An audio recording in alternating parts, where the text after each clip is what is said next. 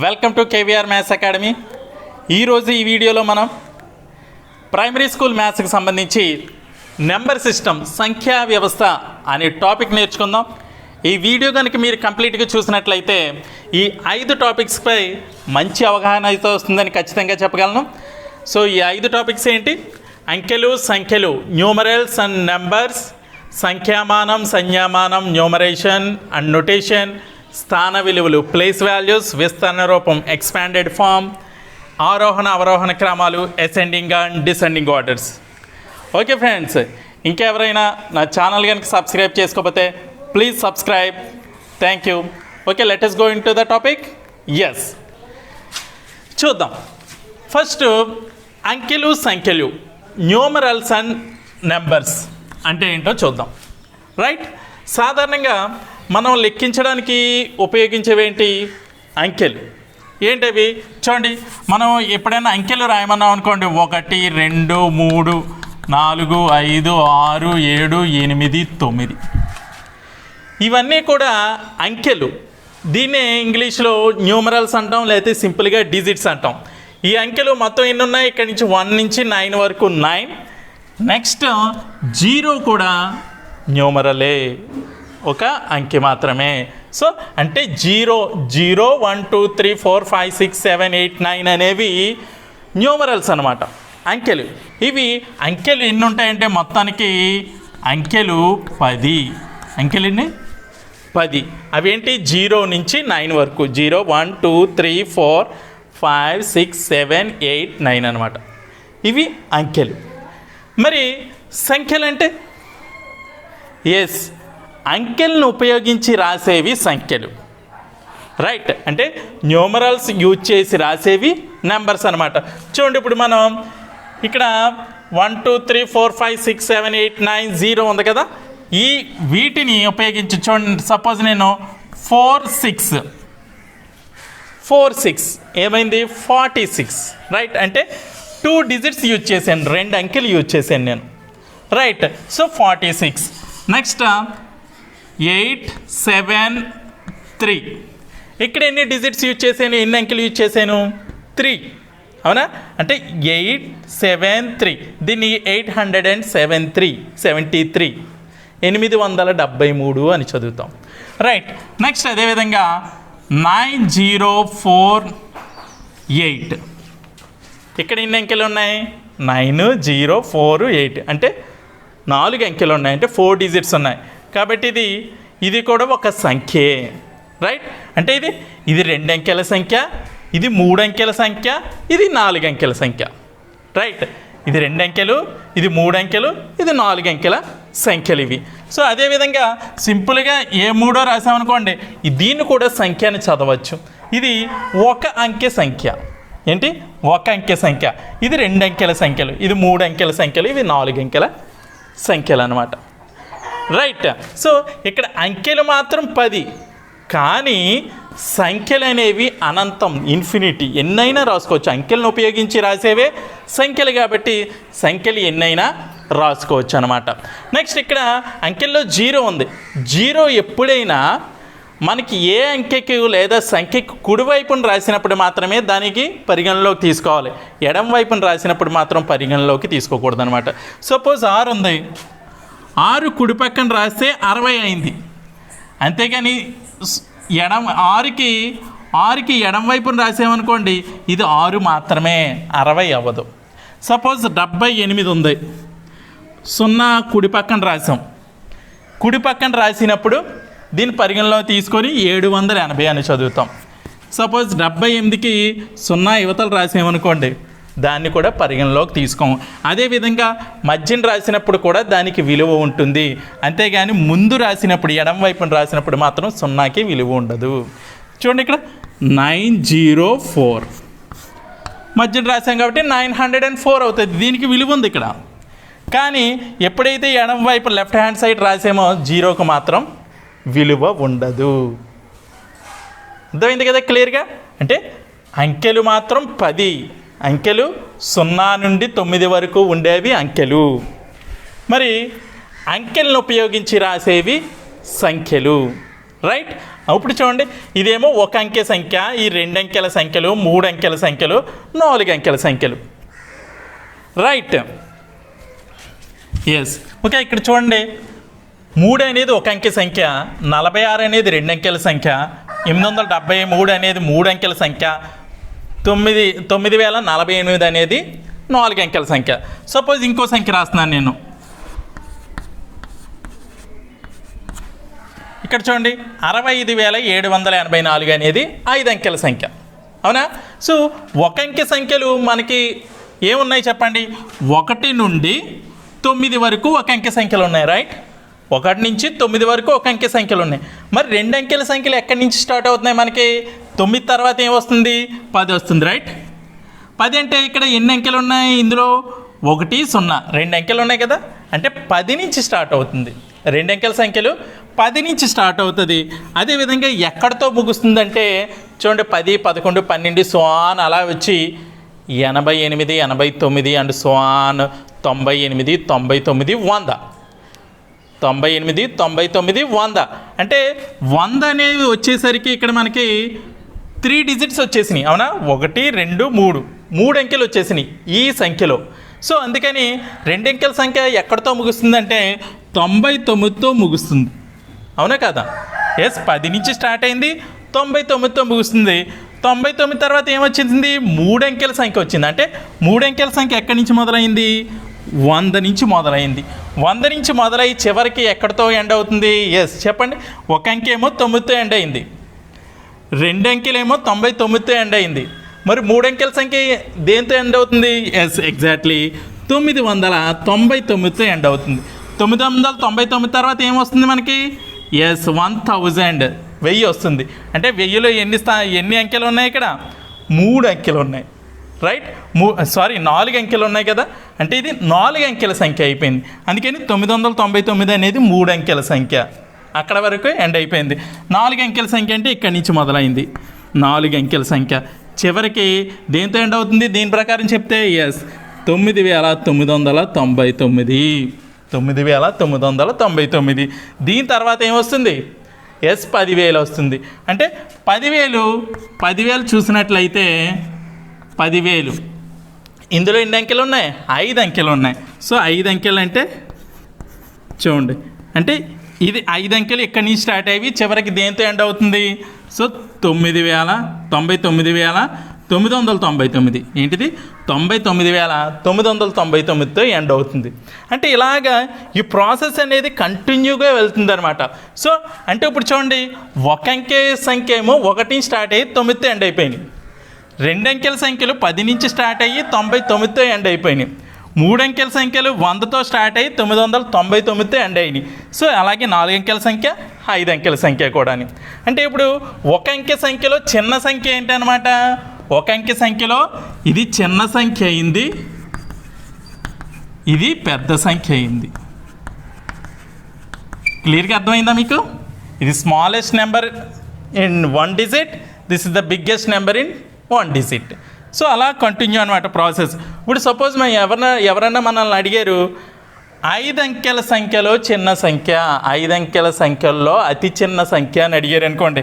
5 అంకెలు అంటే చూడండి, 5 అంకెలు ఇది ఉందా అంటే 4 సున్నాలు వేసి 1 వేయాలి. 4 సున్నాలు ఎప్పుడు ఎక్కడ వేయాలి? 1 తర్వాత వేయాలి. అంతేగాని ముందేస్తే దాని విలువ ఉండదని చెప్పుకున్నాం కదా. ఎస్, అంటే 10,000 అనేది 5 అంకెల చిన్న సంఖ్య అన్నమాట. మరి 5 అంకెల పెద్ద సంఖ్య ఏంటి? ఎస్, 99,999 అనేది 5 అంకెల పెద్ద సంఖ్య. క్లియర్గా అర్థమైందా మీకు వీటి గురించి? ఎస్, అంటే చిన్న సంఖ్యలు అయినప్పుడు ఏమో ఇవి వస్తాయి అంకెల్లో, పెద్ద సంఖ్యలు అన్నప్పుడు ఇవి వస్తాయి అన్నమాట. దీని తర్వాత ఏమొస్తుంది? 1,00,000 వస్తుంది, అంటే 1,00,000 వస్తుంది. 1,00,000 అంటే అందులో ఎన్ని సున్నాలు ఉంటాయి? 5 సున్నా, 1 తర్వాత 5 సున్నాలు ఉంటాయి కాబట్టి అది 6 అంకెలు. 6 అంకెలు అతి చిన్న సంఖ్య. రైట్. 6 అంకెల అతి పెద్ద సంఖ్య అంటే 6 9 వేసేయడమే. అర్థమవుతుంది కదా క్లియర్గా? ఎస్. సో అంటే చిన్న సంఖ్యకు పెద్ద సంఖ్యకు ఈ విధంగా తీసుకొని రాయాలన్నమాట. క్లియరా? ఎస్. ఇప్పుడు సంఖ్యామానం, సంఖ్యామానం సంజ్ఞామానం గురించి తెలుసుకుందాం. ఎందుకంటే అంకెలు సంఖ్యల గురించి మీకు కంప్లీట్గా తెలిసింది కాబట్టి ఇప్పుడు సంఖ్యామానం సంజ్ఞామానం, సంఖ్యామానం సంజ్ఞామానం, న్యూమరేషన్ అండ్ నొటేషన్ అంటే ఏంటి? ఓకే, సంఖ్యామానం సంజ్ఞామానం, సంఖ్యామానం మరియు సంజ్ఞామానం అంటే చూద్దాం ఇప్పుడు. రైట్,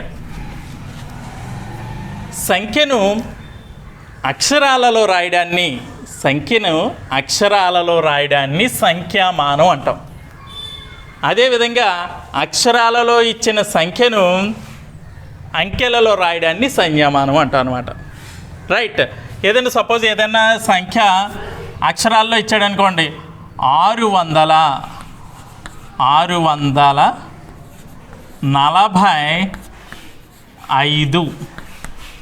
645 అనేది నేను ఏ విధంగా రాశాను? అక్షరాల్లో రాశాను. దీన్ని సంఖ్యామానం అంటాం అనమాట. సో దీన్నే అంకెల్లో రాసామనుకోండి 645 అనేసి, దాన్ని సంజ్ఞామానం అంటాం. అర్థమైందా క్లియర్గా? సో అంకెను అక్షరాలలో రాయడాన్నేమో సంఖ్యామానం అని, అంకెలలో రాయడాన్ని సంజ్ఞామానం అని అంటాం. రైట్, సపోజ్ 9453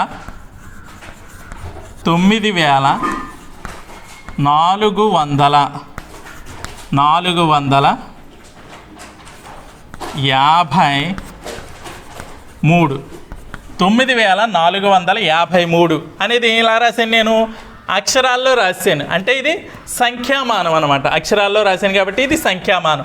దీన్ని సంజ్ఞామానంలో రాయాలంటే ఏం చేయాలి? దీన్ని అంకెల్లో రాయాలి. ఏ విధంగా? 9454 అనేది నేను అంకెల్లో రాశాను కదా, ఇది సంజ్ఞామానం అనమాట. అర్థమైంది కదా?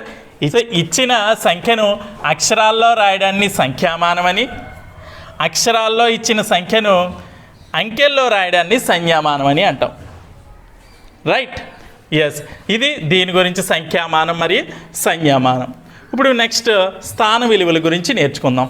స్థాన విలువలు మన హిందూ అరబిక్ సంఖ్యామానంలో స్థాన విలువలు ఏ విధంగా ఉంటాయో అది నేర్చుకుందాం. రైట్,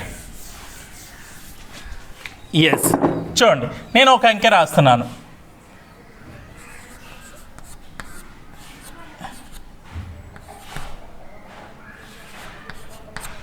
చూడండి 4 3 5 6 9 7 4 8 అంటే ఎన్ని అంకెలు ఉన్నాయి? 1 2 3 4 5 6 7 8 అంకెలు ఉన్నాయి. ఇందులోని ఎన్ని అంకెలు ఉన్నాయి? 8 అంకెలు ఉన్నాయి. సో ఈ 8 అంకెలను మనం ఎప్పుడు కూడా హిందూ అరబిక్ సంఖ్యామానంలో ఇక్కడి నుంచి చదువుకుంటూ వెళ్ళాలి, 4 దగ్గర నుంచి చదువుకుంటూ వెళ్ళాలన్నమాట. అంటే ఇదేంటంటే ఇక్కడ 4 అనేది ఒకట్ల స్థానంలో ఉందన్నమాట. ఏ స్థానం? ఒకట్ల స్థానంలో ఉంది. అదేవిధంగా 3 అనేది పదుల స్థానంలో ఉంది. మరి 5 వందల స్థానం, 6 వేల స్థానం, 9 10,000 స్థానం, మరి 7 లక్షల స్థానం, మరియు 4 10 లక్షల స్థానం, మరి 8 కోట్ల స్థానం అన్నమాట. సో దాని తర్వాత వచ్చిందంటే 10 కోట్ల స్థానం కూడా ఉంటుంది. రైట్, అంటే ఇది 4 అనేది ఒకట్లు, 3 పదుల స్థానం, 5 వందల స్థానం, 6 వేల స్థానం, 9 అనేది 10,000 స్థానం, 7 లక్షల స్థానం, 4 అనేది 10 లక్షల స్థానం, 8 అనేది కోట్ల స్థానంలో ఉందన్నమాట. సో అంటే ఇప్పుడు మనం చూసినట్లయితే 6 ఏ స్థానంలో ఉందని ఏం చెప్పగలం మనం? 6 అనేది ఏ స్థానంలో ఉంది? 6 అనేది వేల స్థానంలో ఉంది. రైట్, 6 అనేది వేల స్థానంలో ఉంది కనుక 6 యొక్క స్థాన విలువ ఏమైంది? 6,000. రైట్, 6 వేల స్థానంలో ఉంది కాబట్టి 6 యొక్క స్థాన విలువ 6,000. 6 × 1000 అనమాట. రైట్, ఏంటి మనం చెప్పుకుంటున్న టాపిక్? స్థాన విలువలు, ప్లేస్ వాల్యూస్. రైట్, మరి అంటే ఇక్కడ 4 ఒకట్ల స్థానంలో ఉంది కదా, 4 యొక్క స్థాన విలువ ఏమవుతుంది? 4 ఒకట్ల 4. రైట్, 4 యొక్క స్థాన విలువ 4 ఒకట్ల 4. మరి 3 యొక్క స్థాన విలువ ఎంత? 3 పదులు, పదుల స్థానంలో ఉంది కదా, అందుకని 3 పదులు 30. 3 పదుల 30. మరి 5 ఏ స్థానంలో ఉంది? వందల స్థానంలో ఉంది. వందల స్థానంలో ఉంది కాబట్టి 5 × 100 500. రైట్, కరెక్ట్గా ఫాలో అవుతున్నారా? మరి 6 యొక్క స్థాన విలువ ఎంత? 6000 స్థానంలో ఉంది కాబట్టి 6 యొక్క స్థాన విలువ 6000. రైట్. మరి 9 ఏ స్థానంలో ఉంది? 10,000 స్థానంలో ఉంది. అంటే 9 × 10,000 90,000 అనమాట. 9 యొక్క స్థాన విలువ 90,000. రైట్. నెక్స్ట్ మళ్ళీ 7. 7 ఏ స్థానంలో ఉంది? లక్షల స్థానంలో ఉంది. అంటే దీని యొక్క 7 యొక్క స్థాన విలువ ఎంత అనమాట? 7 × 1,00,000 7 లక్షలు. రైట్, 7 లక్షలు. మరి 4 ఏ స్థానంలో ఉంది? ఈ 4 అయితే ఒకట్ల స్థానం రాస్తాం, 4 ఒకట్ల 4 అని. మరి ఈ 4 ఏ స్థానంలో ఉంది? 10 లక్షల స్థానంలో ఉంది. రైట్, అంటే 4 × 10 లక్షలు 40 లక్షలు అనమాట. అంటే ఈ 4 యొక్క స్థాన విలువ 40 లక్షలు. రైట్. మరి చివరిగా 8 ఏ స్థానంలో ఉంది? కోట్ల స్థానం ఉంది. 8 × 1 కోటి 8 కోట్లు. ఓకేనా? ఇప్పుడు ఇవన్నీ కూడా కూడండి చివరికి. 4 3 5 6 9 7 4 8. అంటే ఈ యొక్క నెంబరు, ఈ యొక్క స్థాన విలువలు ఈ విధంగా ఉంటాయన్నమాట. చూడండి, ఇక్కడ ఒకట్లు మన కామాలు పెట్టే ఉన్నప్పుడు ఒకట్లు 10లు 100ల తర్వాత కామా పెట్టాలి, 1000 10,000 కామా పెట్టాలి, 1,00,000 10 లక్షలు కామా పెట్టి చదవాలి. 8 ఏ స్థానంలో ఉంది? 8 కోట్ల. కోటి స్థానంలో ఉంది కాబట్టి 8 కోట్ల. ఇక్కడ 47 కంప్లీట్గా ఏంటంటే ఇది లక్షలు 10 లక్షలు రెండు కలిపితే 47 లక్షలు. 47 లక్షల. ఇక్కడ 9 ఏమో 90,000, ఇదేమో 6,000. ఇది మొత్తం కలిపి చదివితే 96,534. ఈ విధంగా చదవాలి. 8,47,96,96,534 అనమాట. ఇది మనకి ఈ నెంబర్ మొత్తం క్లియర్గా అర్థమైందా లేదా? అంటే ఇప్పుడు మనం ఇక్కడ 6 అనేది ఏ స్థానంలో ఉంది అంటే 6 యొక్క మనం లెక్క పెట్టుకుంటే 1లు 10లు 100లు 1000 స్థానంలో ఉంది కాబట్టి 6,000. దీని యొక్క 6 యొక్క స్థాన విలువ 6,000. చూడండి, అదేవిధంగా 7 ఏ స్థానంలో ఉందని అడిగారు అనుకోండి, 1లు 10లు 100లు 1000 10,000 లక్షలు. 7 లక్షల స్థానంలో ఉంది కాబట్టి 7 యొక్క స్థాన విలువ 7 లక్షలు. రైట్. సో దీని యొక్క స్థాన విలువ 7 లక్షలు. సపోజ్ 3 యొక్క స్థాన విలువ అడిగాడు, సింపుల్గా 1లో 10లు 10ల స్థానంలో ఉంది కాబట్టి 3 10లు 30. ఈ విధంగా మనం ఈజీగా స్థాన విలువల గురించి చెప్పుకోవచ్చు అనమాట. అర్థమైందా? స్థాన విలువ. మరి ఇందులోనే ముఖ విలువ అని కూడా ఉంటుంది. ముఖ విలువ లేదా సహజ విలువ. ఏంటది? ముఖ విలువ. ముఖ విలువ లేదా సహజ విలువ అని కూడా ఉంటుంది. దీన్ని ఇంగ్లీష్లో ఫేస్ వాల్యూ అంటాం. ఇదేమో ప్లేస్ వాల్యూ. స్థాన విలువ అంటే ప్లేస్ వాల్యూ. ముఖ విలువ లేదా సహజ విలువని ఫేస్ వాల్యూ అంటాం. ఫేస్ వాల్యూ చూడండి, ఇక్కడ సపోజ్ 5 యొక్క సహజ విలువ అని అడిగాడు. 5 యొక్క ముఖ విలువ ఎంత చెప్పగలరా? 5. ఇప్పుడు సపోజ్ చూడండి, మన ముఖం ఉంది. మన ముఖం ఎక్కడ చూసినా మారుతుందా? ఏ అర్థంలో చూసినా ఒకే విధంగా ఉంటుంది మన ముఖ విలువ అంటే. మన ముఖం ఎక్కడికి వెళ్ళినా మారదు కదా, అదే గుర్తుపెట్టుకోండి. ఇక్కడ ఈ ముఖ విలువ అన్నప్పుడు 5 అయితే 5, 3 అయితే 3, 8 అయితే 8. సో అదే అంకెను రాయడమే ముఖ విలువ అన్నప్పుడు. అంతేగాని ఇక్కడ స్థాన విలువ మారినట్టు మాత్రం ఇక్కడ ముఖ విలువ అనేది మారదు. స్థానాన్ని బట్టి మారదు. స్థానాన్ని బట్టి మారేది స్థాన విలువ. ముఖ విలువ అనేది ఎప్పుడూ ఒకే విధంగా ఉంటుంది. రైట్. సపోజ్ 6 యొక్క స్థాన విలువ 6,000 అన్నాం. మరి 6 యొక్క ముఖ విలువ ఎంత అవుతుంది? 6 మాత్రమే అవుతుంది. రైట్, అర్థమైంది కదా? ఇది దీనికి సంబంధించి అంటే స్థాన విలువల గురించి చెప్పుకునే అంశం అన్నమాట. సో ఇలాంటి మీరు టెక్స్ట్ బుక్స్ తీసుకొని డిఫరెంట్ ఎగ్జాంపుల్స్ చేసుకోవచ్చు. రైట్, క్లియర్గా అర్థమైందా లేదా? ఎస్. ఓకే ఫ్రెండ్స్, సో ఈ 3 టాపిక్లు నేర్చుకున్నాం. అంటే అంకెలు, సంఖ్యలు, సంఖ్యామానం, సంజ్ఞామానం, స్థాన విలువలు, గురించి నేర్చుకున్నాం కదా. సో విస్తరణ రూపం, ఆరోహణ అవరోహణ క్రమాలు అనేవి నెక్స్ట్ వీడియోలో నేర్చుకుందాం. రైట్? ఓకే ఫ్రెండ్స్, ఈ వీడియో కనుక మీకు నచ్చినట్లయితే లైక్ చేయండి, షేర్ చేయండి, కానీ సబ్స్క్రైబ్ చేయడం మాత్రం మర్చిపోకండి. Thank you very much.